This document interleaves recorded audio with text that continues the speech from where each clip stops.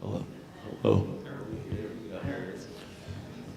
I am so glad that the wind blew you to Trinity UCC this afternoon. Welcome to Trinity United Church of Christ, where it doesn't matter who you are, what you look like, what you're carrying in your bag, or whatever you're about, you're always welcome here. And are you ever in for a treat today? I'm going to tell you how I met him. I was teaching your cousin, Maddie, over at Faith UCC. And this was quite a long time ago. I think you were 13? Something like that, yeah. And she goes, "Hey, Skip, my cousin plays the piano." I'm there, "Well, that's nice." And then she said, "And he's 13." I'm there, "Okay." And then she said, "He played at Carnegie twice." "Give me his phone number." And anyhow, when I heard him play, his definitely way beyond me. His teacher is Dr. Fung. Too bad he's not here. He's performing in Europe right now in Paris.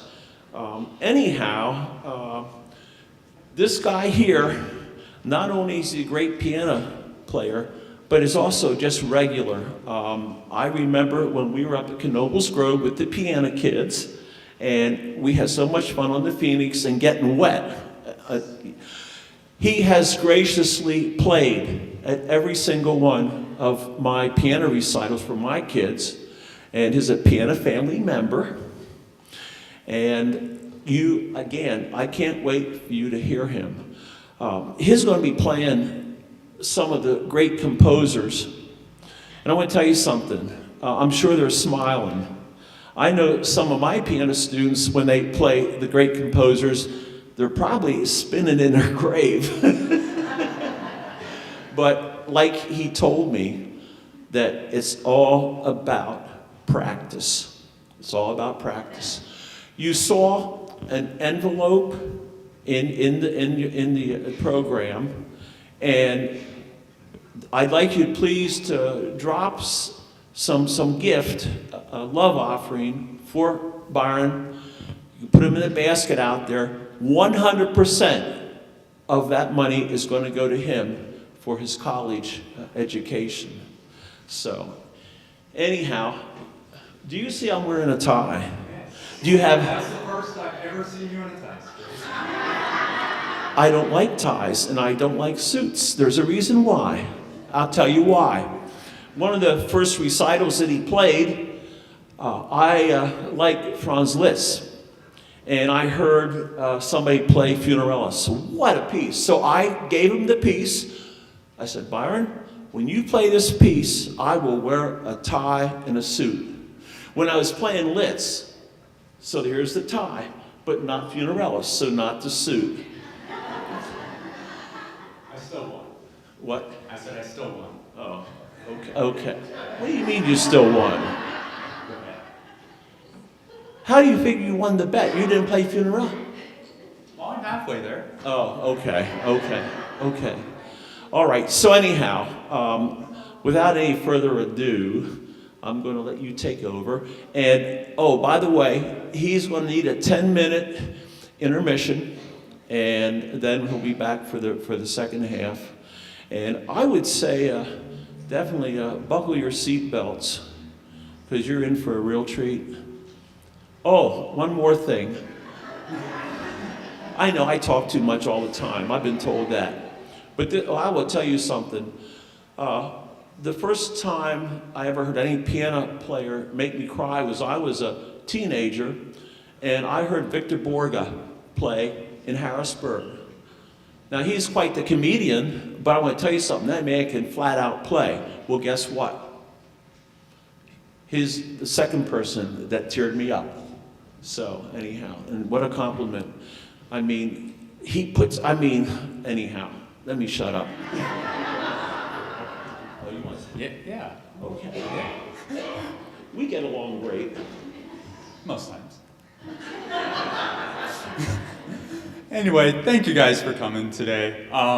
Means a lot. So today I'll be playing 4 pieces, basically representing all of the major eras of music We'll start with some classical, then move into Baroque, and then after the intermission go to something more contemporary, and then something more romantic. But I'm going to start with a Beethoven sonata. From the classical period, Beethoven was more of a transitional composer. Some call him the last classical composer, some the first romantic composer. He was kind of both, but neither at the same time. It's kind of cool, but this was one of his earlier sonatas. So it definitely follows the classical structure a bit more, especially the first movement. It follows the traditional sonata form, where there are basically three parts, three elements of the sonata form. The first is the exposition. There's a central theme developed, and then there's the development, which is modulated to a different key, usually the dominant key. And there, the theme is developed more, maybe a new theme is introduced, and then we have the recapitulation at the end where we go back to the original expositional theme and develop that a bit more, and then that's the end of the first movement. The second movement sort of reminds me of a string quartet in a sense. It's very slow, very pretty. I like that movement a lot. Third movement is a minuet, sort of like a dance in a sense. So listen for that. And then the fourth movement sort of follows the same structure as the first movement, but definitely different themes, and it has a much more, how do I word this? More like a tense, anxious feel to it, maybe, one could say. So yeah, I'm looking forward to playing that. And please don't applause until all in the first piece, till all the movements are done. He'll be playing on the Chickering, and John Steinway got his ideas for Steinway from Chickering. Abraham Lincoln had these pianists, not this one, but had them. He had Chickerings in the White House.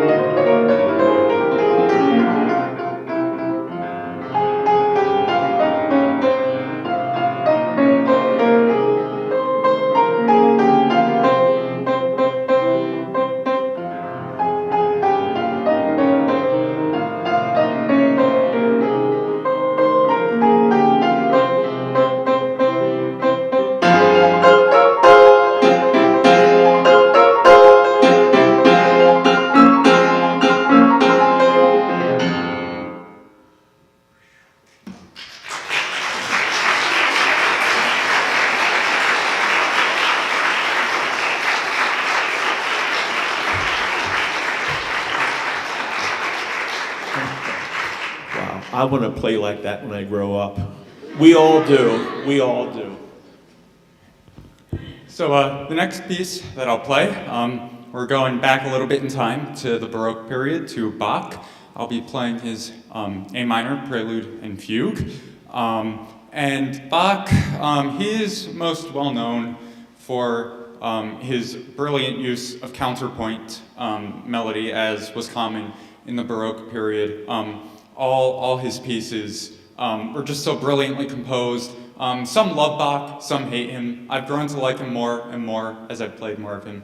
I used to hate him, but this piece is pretty melodic and honestly brilliantly composed. So I'm really excited to play it for you. The prelude is more subdued in tone, I'd say. It's more like descending into darkness, especially as you get more toward the end of the prelude. But the fugue is completely contrasting. It's so triumphant and victorious, and just that contrast really helps bring this piece together. So I'm really excited to play it for you guys.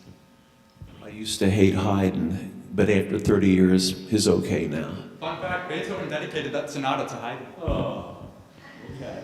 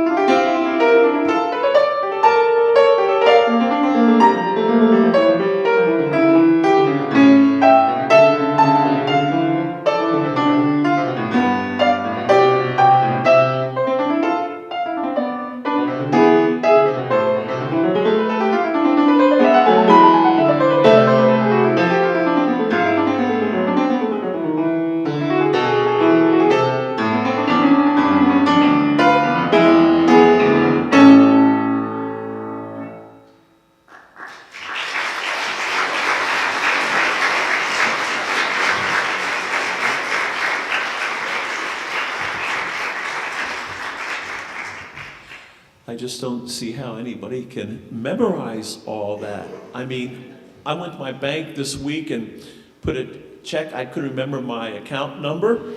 And I said, I don't know my account number. I said, my memory's getting bad. She goes, how bad is it? I go, how bad's what? Anyhow, we're going to take a short 10-minute intermission here. And next half, a whole different genre type of music. It's wild, it's crazy, not that it isn't already. So anyhow, we will return.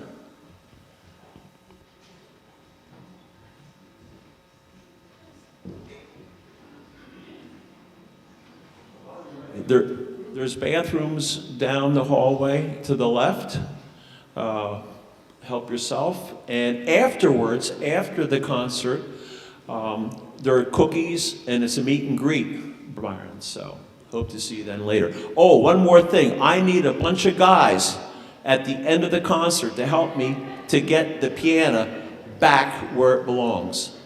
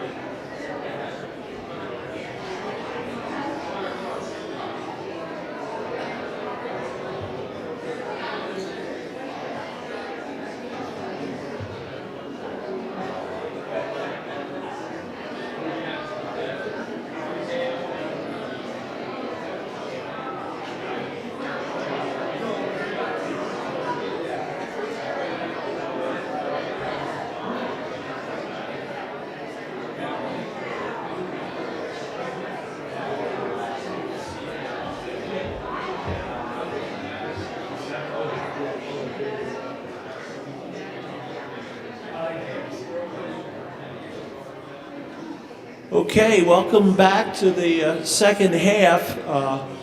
Byron and people, I wanted to mention that I have my two premier piano students here, Bryce and Dylan, and they were mentioning something that's true. It's amazing how you can bring out the expression in the left and the right hand. So it's hard for students to do that, and you're amazing at that. It probably took a little bit of practice. Yeah. Oh yeah.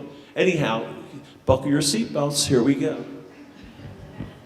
All right, so this next piece that I'm going to play, it's a little Debussy prelude. I always butcher French pronunciations, so forgive me. I am not French, but I believe the prelude is pronounced voix, something like that. Yeah, good enough, right?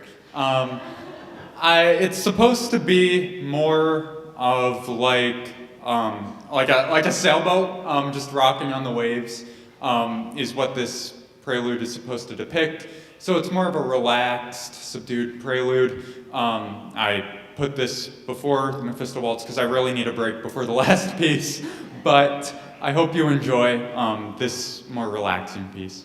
Well, check it out. You're on an upside-down boat. Built by shipbuilders, by the way.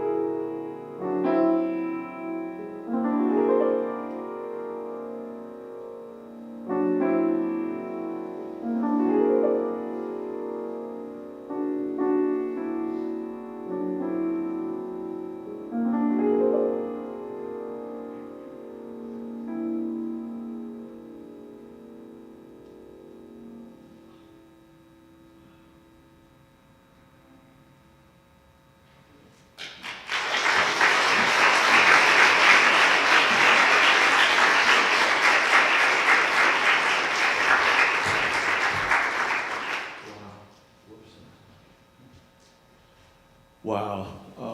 Music, that international language of love, takes you somewhere, makes you feel it in your expression. Definitely, the way you play with your expression, it takes you somewhere. Now, just wait till you see where this piece takes you. All right, last piece. It's a big one. I played this piece recently at my school piano recital in February, and afterwards, one of the music teachers came up to me, and he goes, "Hey Byron, as you were playing that, I kept thinking in my head, how does one waltz to this piece?" And to that I say, that is a very good question, because I am entirely unsure how one would ever waltz to this piece, except for possibly the middle section. But this piece is in the waltz time signature 3/8, so I guess you could consider it a waltz. It's a lot of technique. It took a while to prepare, but this is probably the most fun yet challenging piece I have ever played to date. Mark, I know this is your favorite classical piece, ain't it? So this is especially for you. So I hope you guys enjoy the Mephisto Waltz.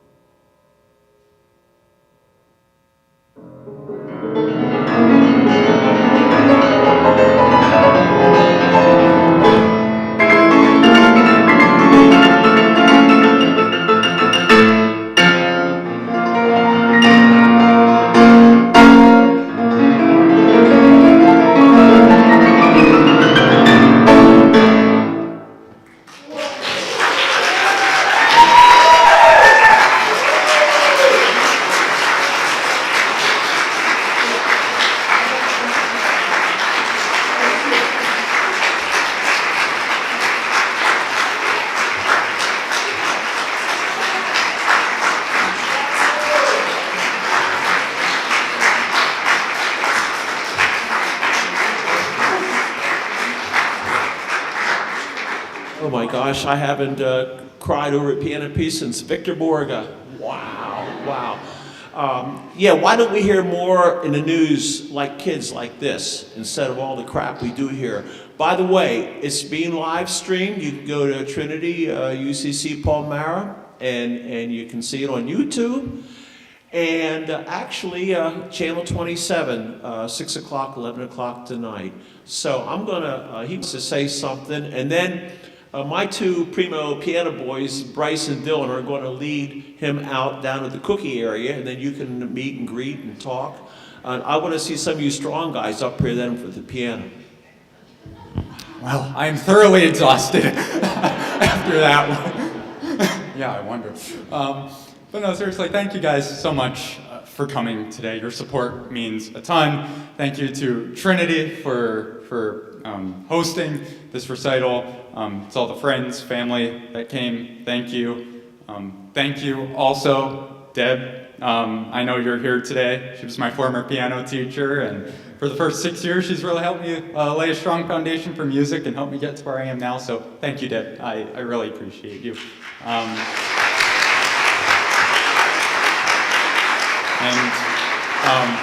Also, most importantly, thank you, God. I would not be here if it weren't for you. So thank you so much. Yeah, I hope you guys have an amazing rest of your day and enjoy the cookies.